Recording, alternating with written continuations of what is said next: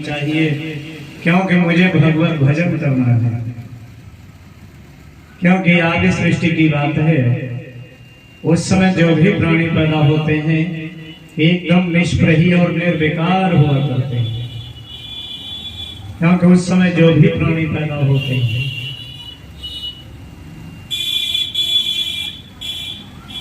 बताया गया कि सतयुग में कृतयुग सब जोगी विज्ञानी करि हरि ध्यान तरहि भव प्राणी।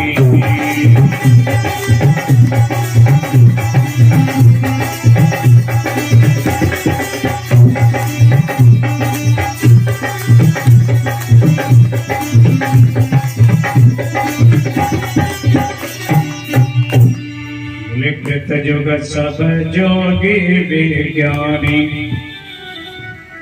उस समय जो भी प्राणी पैदा होते हैं सब योगी और सब ज्ञानी। जन्मजात महापुरुष ही जन्म लेते हैं, सिद्ध पुरुष ही पैदा होते हैं, महर्षि ही जन्म लेते हैं। सब योगी और सब ज्ञानी। हाँ, उस समय किसी को प्रेरित नहीं करना पड़ता है, ये कहना नहीं पड़ता है तुम भगवत भजन करो, मनन करो, चिंतन करो, यज्ञ करो, हवन करो, पूजन करो, तपस्या करो, ये बताना नहीं पड़ता है। जहां होश संभाला भगवत भजन में लग गए। क्योंकि उसके उस समय की मानसिकता ऐसी थी, सोच ऐसी थी, युग व्यवस्था ऐसी थी।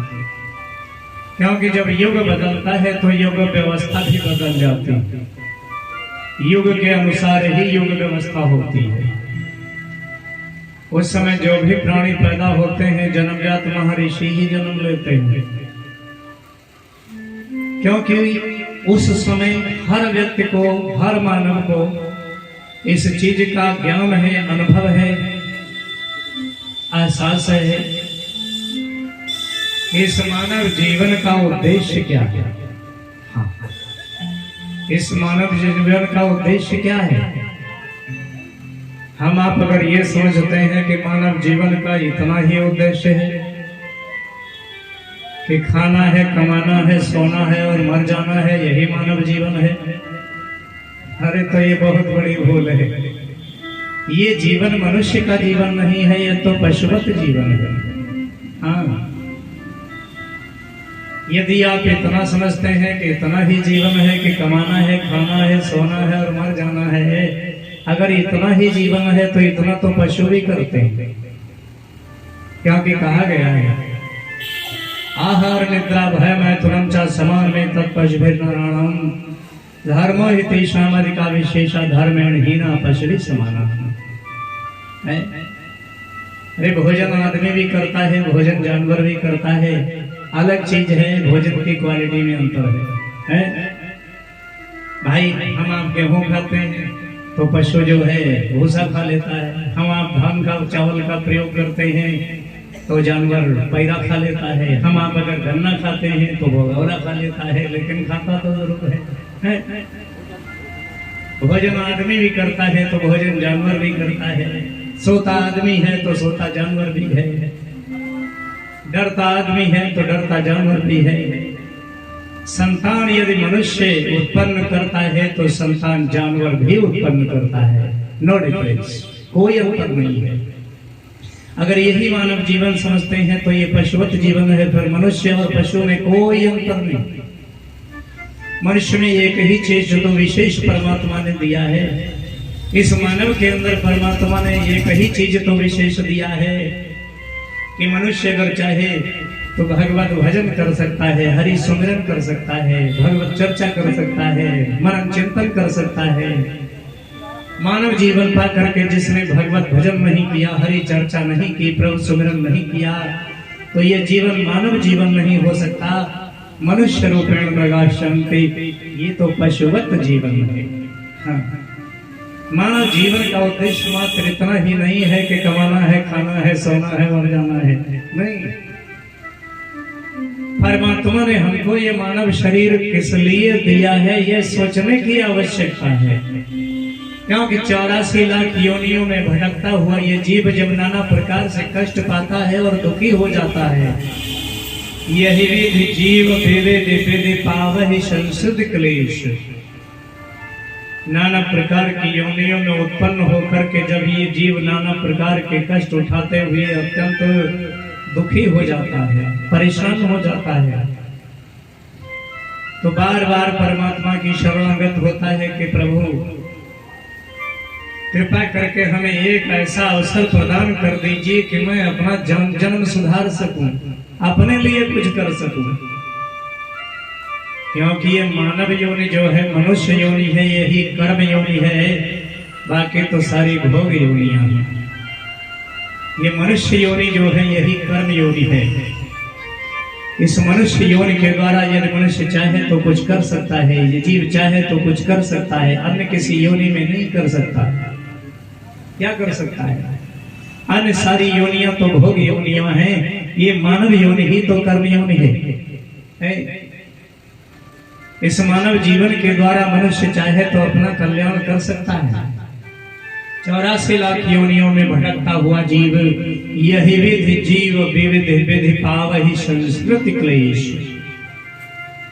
नाना प्रकार के कष्ट उठाता हुआ जब ये जीव परेशान हो जाता है, दुखी हो जाता है, तो नाना प्रकार से भगवत शरणागत होता है कि प्रभु मुझे एक ऐसा अवसर प्रदान कर दीजिए कि मैं अपना कल्याण कर सकूं।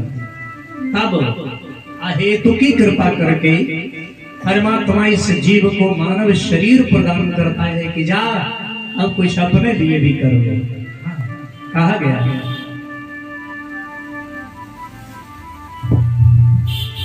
कबहू ककारी करो नर दे।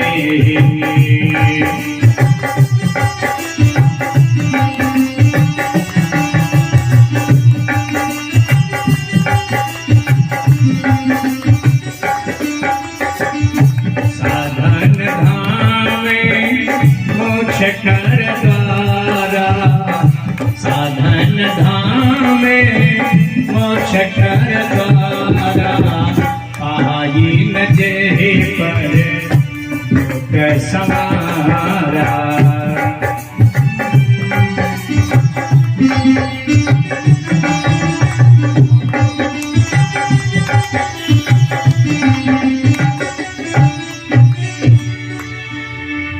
अहेतु की कृपा करके परमात्मा जब इस जीव को मानव यौन प्रदान करता है,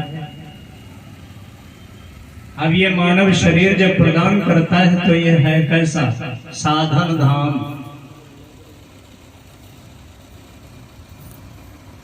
साधनों का धाम है, मोक्ष का द्वार है। ऐसा सुंदर मानव शरीर कृपा करके जिसने अपने परलोक को नहीं बनाया, भगवत भजन नहीं किया, सो परत्र दुख पावे सिर धन धुन पछताए। अंत में नाना प्रकार के कष्ट उठाता है ये जीव, नाना प्रकार से पश्चाताप करता है। लेकिन मनुष्य की धृष्टता यह है कि इतना सब कुछ होने के बाद में भी अंतगत्वा दोष अपना नहीं देता है। दोष अपना नहीं देता है, का नहीं, समय को दोष देता है कि मुझे इतना समय ही नहीं मिला जो मैं कुछ कर पाता, कर्म ही हमारे भाग्य में नहीं था, ईश्वर ही, भगवान ने नहीं चाहा। दोष अपना नहीं देता है। हाँ, ये धृष्टता है।